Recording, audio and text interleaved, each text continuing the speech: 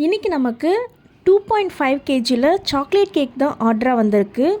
And இந்த cake இப்போ நமக்கு வந்து ஆர்டர் இல்லை, இது நிறைய மந்த் பிஃபோராக வந்துருச்சு. அண்ட் இந்த வீடியோ நான் இப்போ தான் நோட் பண்ணேன், இதை எடிட்டும் பண்ணலை, வாய்ஸ் ஓவரும் கொடுக்காம அப்படியே இருக்குது அப்படின்னு சொல்லிட்டு. இப்போ ஏன் சடனாக இந்த கேக் ஞாபகம் வந்துச்சு அப்படின்னா, அகெயின் இந்த கஸ்டமர் நம்மக்கிட்ட ஆர்டர் கொடுத்துருந்தாங்க.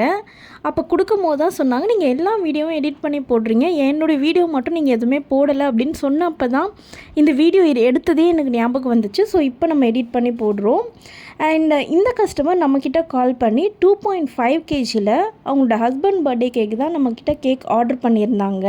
சாக்லேட் ஃப்ளேவரில் கேட்டிருந்தாங்க. அண்ட் இந்த கேக் ஃபுல்லாகவே நிறைய சாக்லேட்ஸாக இருக்கணும்.